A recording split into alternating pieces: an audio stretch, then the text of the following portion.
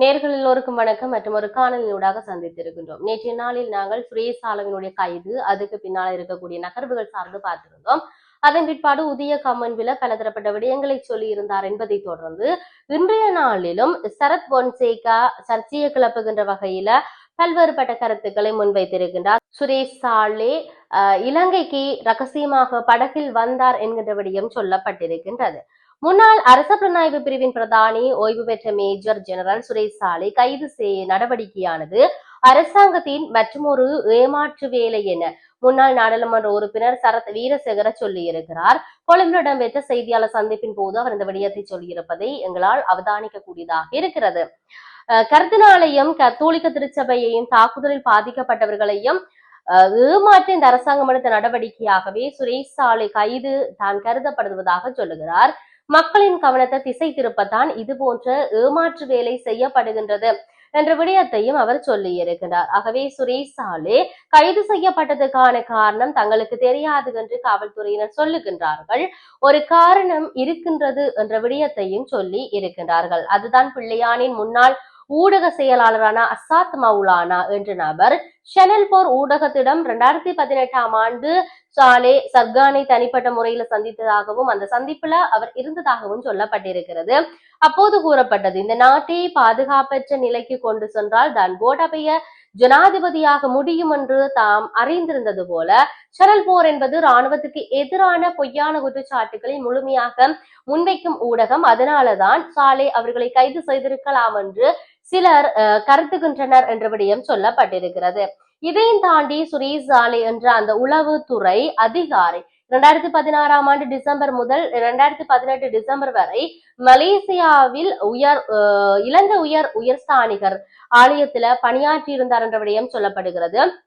2019ஆம் ஆண்டு ஜனவரி 3ஆம் தேதி முதல் 2019 டிசம்பர் வரை இந்தியாவின் தேசிய பாதுகாப்பு கல்லூரியில இருந்தார். அதாவது அவர் இலங்கையில் இருக்கவில்லை என்ற விடயமும் சொல்லப்பட்டிருக்கின்றது. ஆகவே இது இவ்வாறு இருக்கின்ற பொழுது இலங்கையில் இல்லாத சாலே எப்படி சக்ரானை சந்திக்க முடியும் என்ற கேள்வி எழுப்பப்பட்டிருக்கிறது.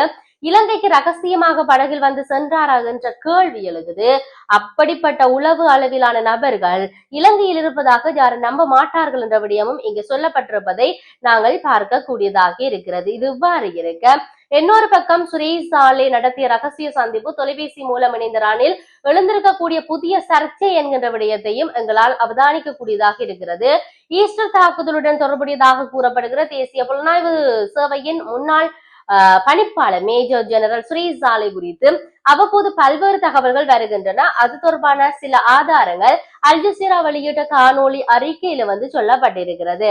ஈஸ்டர் தாக்குதலை விசாரிக்க முன்னாள் ஜனாதிபதி ரணில் விக்ரமசிங்க நியமித்த 2 விசாரணை குழுக்கள் சுரேஷ் சாலே மற்றும் மூத்த டிஐஜி நிலந்த ஜெயவர்தன ஆகியோர் தாக்குதலுடன் தொடர்புடையவர்கள் என்ற விடயம் சொல்லப்பட்டிருக்கின்றது என்ற விடயமும் இங்கு சொல்லப்பட்டிருக்கின்றது. ஆகவே சுரேஷ் சாலே மற்றும் பிள்ளையானின் முன்னாள் ஊடக செயலாளர் அசாத் மௌலானா ஆகியோர் புத்தளத்துல உள்ள ஒரு தென்னந்தோப்புல ரகசியமாக சந்தித்தார்கள் என்ற தகவலும் தற்பொழுது வெளிவந்திருக்கிறது.